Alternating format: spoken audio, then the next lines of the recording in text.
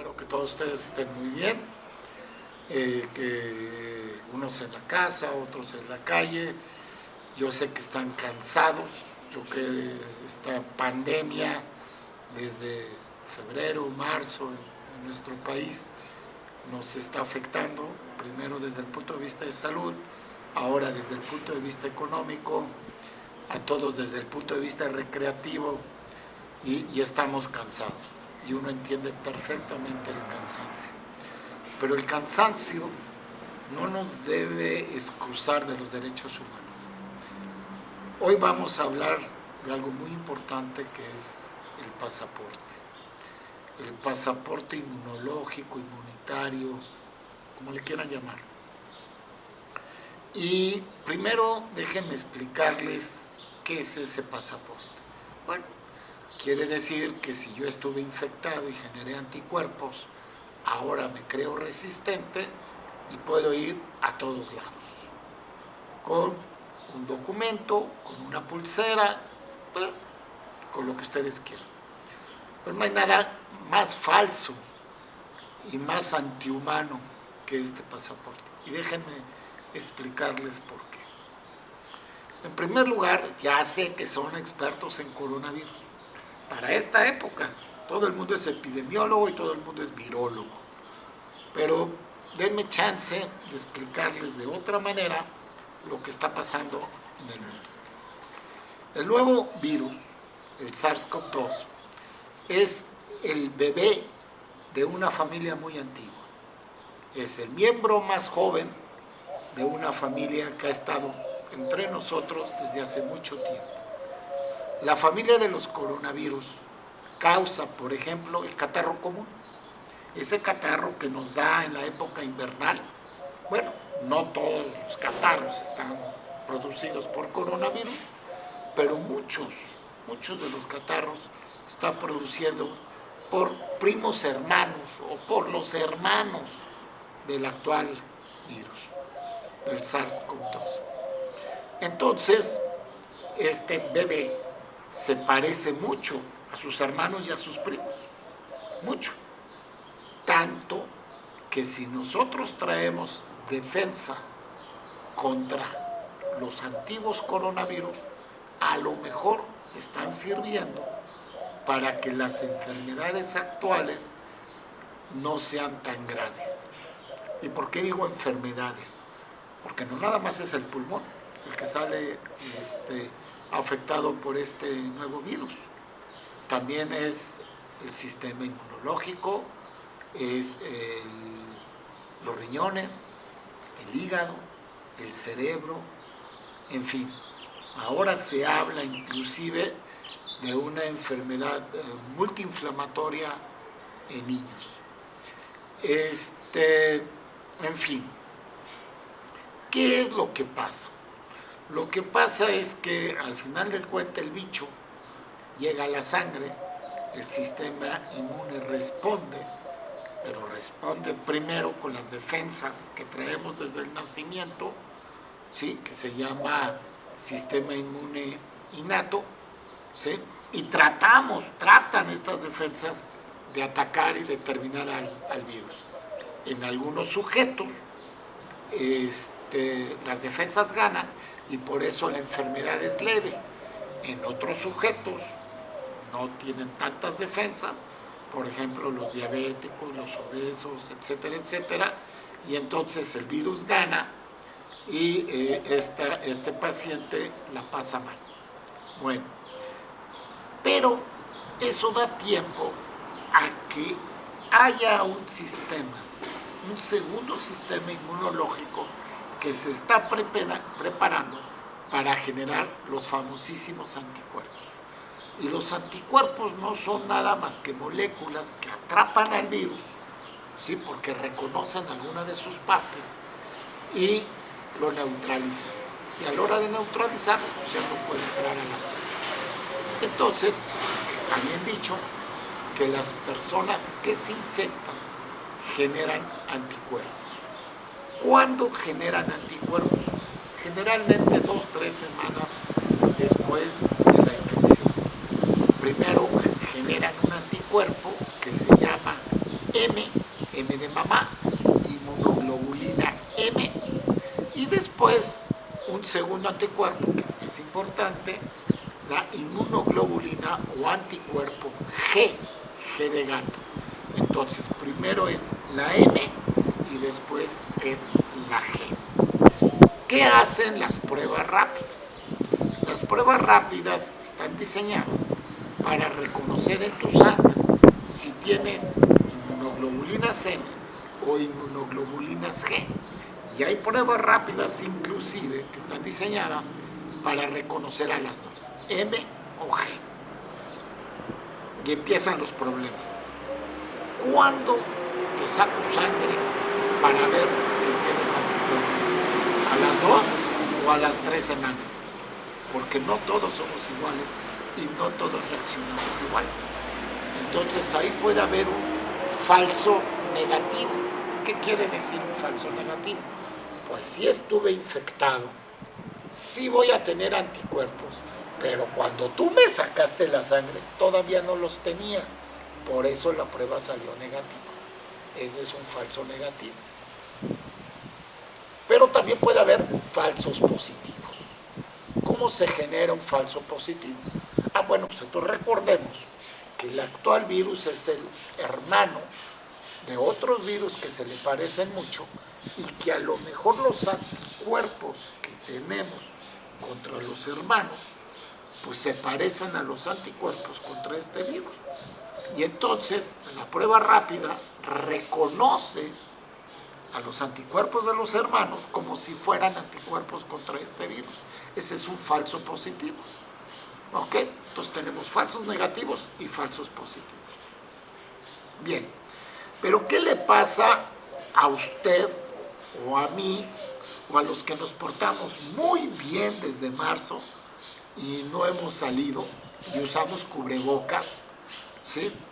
Pues seguramente no vamos a tener anticuerpos por portarnos bien, para aplanar la curva, para que no haya pandemia, para que no haya transmisión horizontal.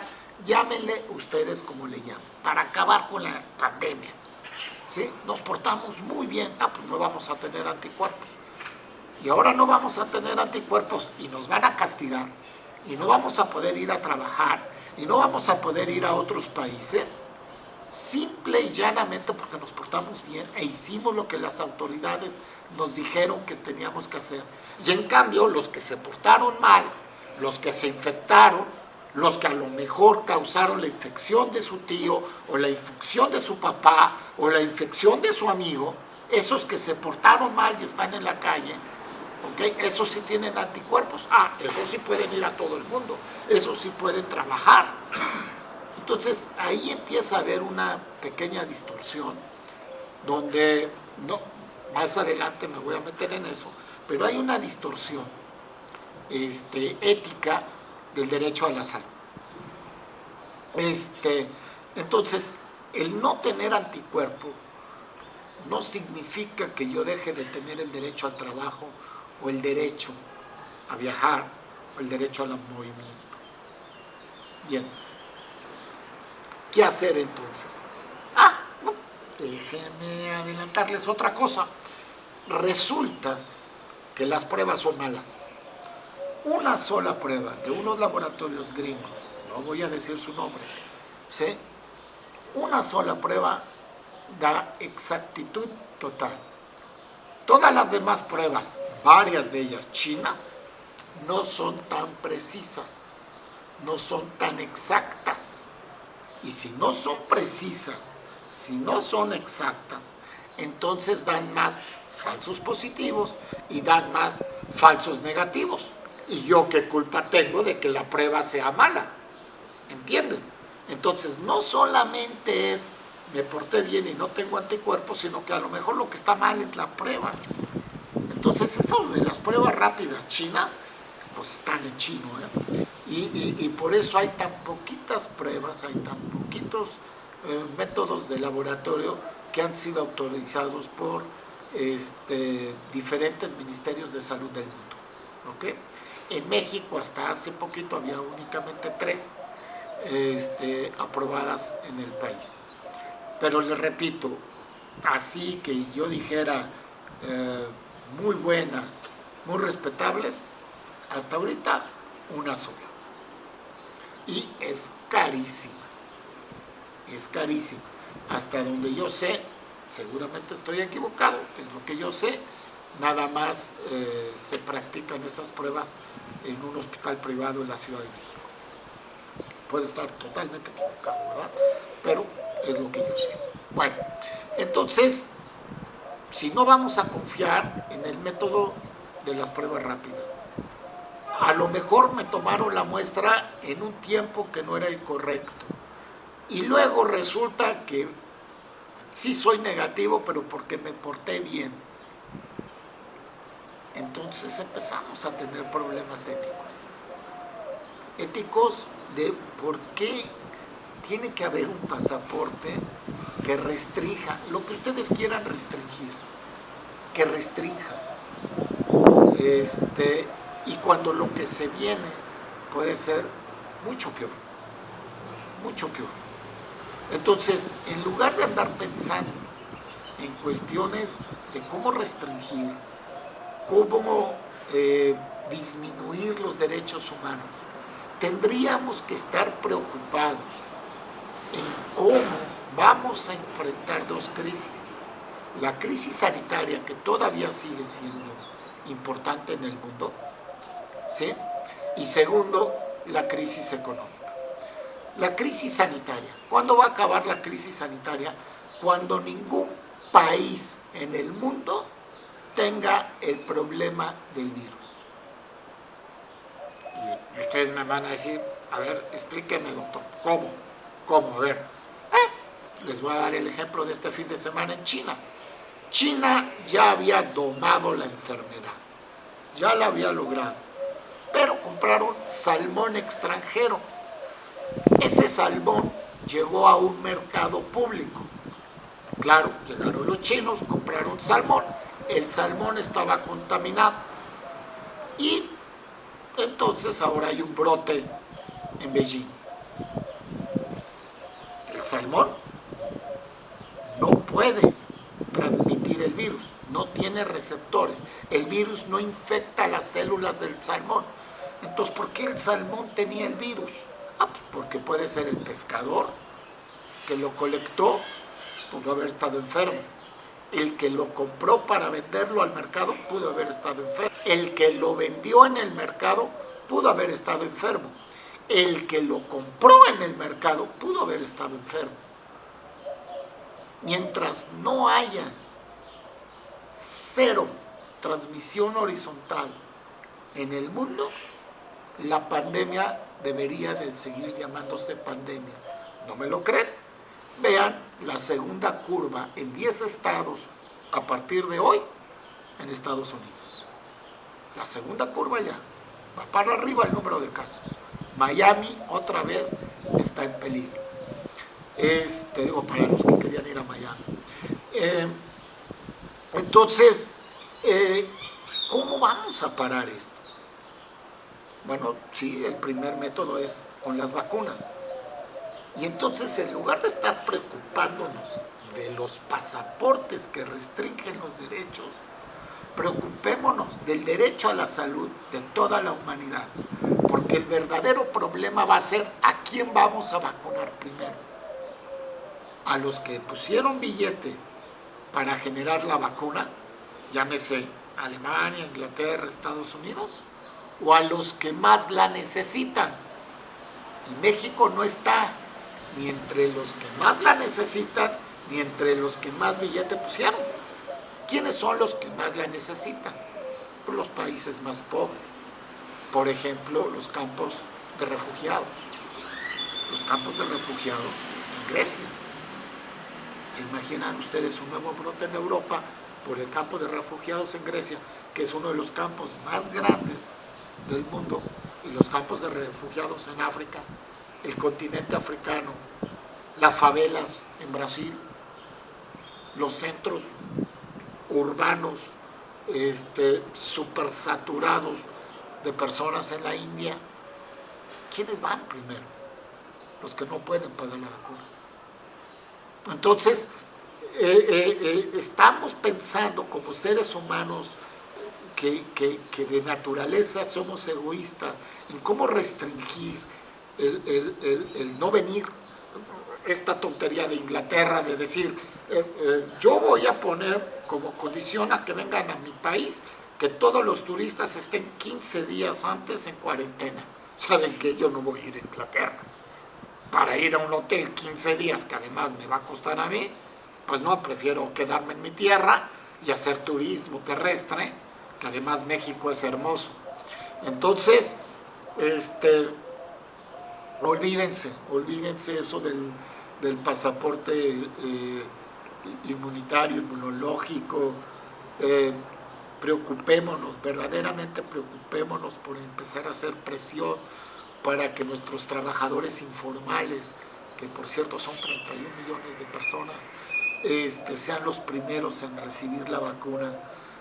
¿Por qué? Porque son los que más necesitan estar en la calle, son los que nunca pudieron hacer cuarentena porque si no se morían de hambre. Preocupémonos de eso, señor presidente, eso es el número 1 del decálogo. ¿Cómo vamos a rescatar a 31 millones de mexicanos? Y la manera, primero sí, es a través de apoyos económicos y después es a través de la vacuna. Entonces, para finalizar, lo que quiero decirles es que no se vale cansarse. No hay manera de que nos cansemos. No hay manera de hacer berrinches anónimos. Para todos es diferente esto. Para todos es algo nuevo tener que tomar clases, tener que dar clases por cualquiera de los diferentes sistemas de cómputo, que esa es otra desigualdad que hay en este país. Nada más 50% de los hogares mexicanos tienen computadoras, internet. Váyanse a las comunidades indígenas a ver si hay internet. Váyanse a las comunidades rurales a ver si hay internet. ¿Sí? Entonces, esto del COVID es mucho más que una enfermedad de los pulmones y de la sangre, es una enfermedad del cerebro, porque ha provocado que los seres humanos se enfrenten a sí mismos y se reconozcan como seres humanos, que lo primero que hacen es tratar de eliminar los derechos humanos de otros. Yo creo que por eso no vale cansarse. No nos podemos cansar. Estamos luchando no por nuestra vida, sino por la vida de nuestros hijos. Literalmente estamos luchando por la vida de nuestros jóvenes, de nuestros hijos, del futuro de un país, del futuro de un mundo que sigue siendo hermoso y sigue siendo bonito. Yo tengo muchas esperanzas, he visto reacciones muy positivas en comunidades marginadas, he visto reacciones que verdaderamente son de llamar la atención. No creo en esos documentales con música clásica de fondo y paisajes preciosos de que la humanidad va a cambiar. No creo en la palomita de la paz, pero sí creo muchísimo en que el ser humano, cuando enfrenta crisis, es capaz de sacar lo mejor de sí mismo. Lo que tenemos que encontrar es a nuestros líderes, lo que tenemos que encontrar es a aquellas personas que nos dan luz en la oscuridad. Hay que seguir esos mensajes, no hay que perdernos con el mensaje confuso, no hay que perdernos con el mensaje poco optimista, no hay que perdernos en la negrura de un futuro en crisis. Va a ser difícil, a lo mejor va a ser muy difícil, pero algún día sus hijos van a decir: la generación de mi papá pudo y nos sacó adelante. Algún día sus hijos van a decir: claro que se pudo y estamos mejor que antes. Y si no, recuerden la pandemia, de la influenza española a principios del siglo XX. Y después de esa pandemia que mató a un montón de seres humanos, salió un siglo XX con muchísimos problemas políticos y económicos, lo sé, pero también con una tecnología y con un internet y con los Beatles cantando, bueno, no eran los Beatles, era John Lennon cantando Imagina, y bellísimas obras de cine, bellísimas obras de arte, y el siglo XX y lo que llevamos del siglo XXI, el hombre está aquí, y en el siglo XXII el hombre seguirá aquí, también el coronavirus.